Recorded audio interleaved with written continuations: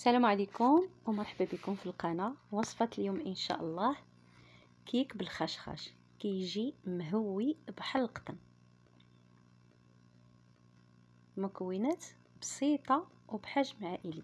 اكيد غادي نقطع معكم تشوفوا الداخل ديال الكيك كيف عودتكم. كيجي مفشفش. نتمنى تجربوه ان شاء الله، ولا عجباتكم ما تنساونيش من الدعم. الله يجازيكم بخير. مروا المقادير والطريقه.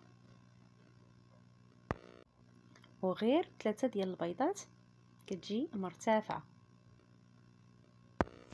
مكونات: كأس من السكر،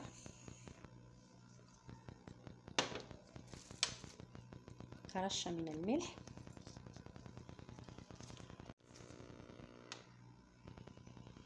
فاني من فئة 7 غرام، 10 حامضة،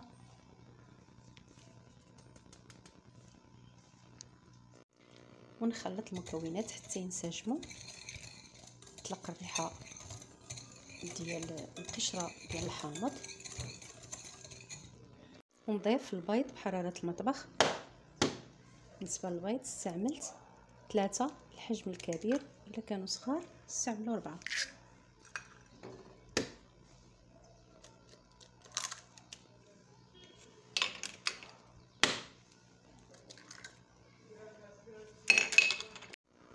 خلط المكونات جيدا حتى ينسجموا.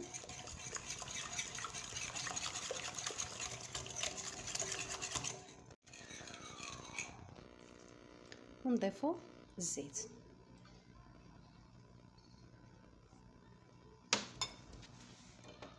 خلط المكونات.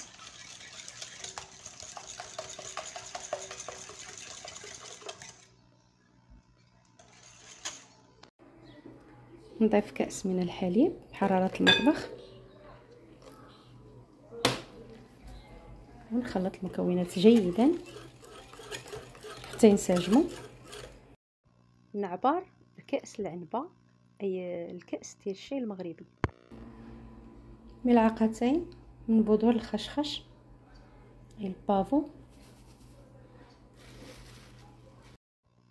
الخردل كيجي رائع في الكيك، فاش كتعطي كتسمع الطقطقه ديال البافو. ملعقه من الخل، كيحافظ على الكيك، كيبقى مده طويله وكيحيد الزفره ديال البيض.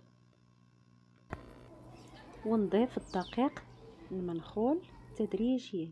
بالنسبه للكميه ديال الدقيق خدات معايا 3 ديال الكؤوس ونصف، حسب نوع الدقيق. كاين اللي كيتشرب وكاين اللي ما كيتشربش. نضيف بيكين باودر 2 اكياس. قوام الخليط، ونضيف الخليط. شوفوا القوام ديال الخليط مشبع بالهواء. من بعد ما دهنت المول جيدا ورشيته بالدقيق. فرن 180 درجه من الاسفل من بعد من الاعلى. ونضرب المول في سطح العمل حتى كتخرج الفقاعات الهواء.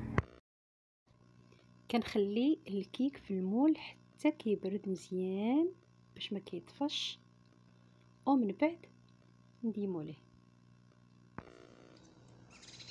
من بعد ما كنخرجها من الفران، هذا هو الشكل ديالها. كتجي مرتفعه بحجم عائلي، وغير 3 ديال البيضات. والتزيين كيبقى حسب الرغبه. زينت هنا بشكل البيض اللي عندي مذوب. كيف كتعرفوا بالنسبه للكيك ديال الحامض والخشخاش كيواتيه شكلة البيض، كيعطيه واحد المذاق مميز. ان شاء الله غادي تجربوه وغادي يعجبكم. بالنسبه للتزيين خديت ورقه الحامض، قطعه من الحامض، وبشرت حامضه صفراء وخضراء وزينت بهم بهذا الشكل هذا. والتزيين كيبقى حسب الرغبه. نتمنى تجربوها ان شاء الله، كتجي اكثر من رائعه. شكرا على الدعم، على المشاهده، واللي كتوضع اللايك. الله يجزيكم بخير، والى الملتقى ان شاء الله.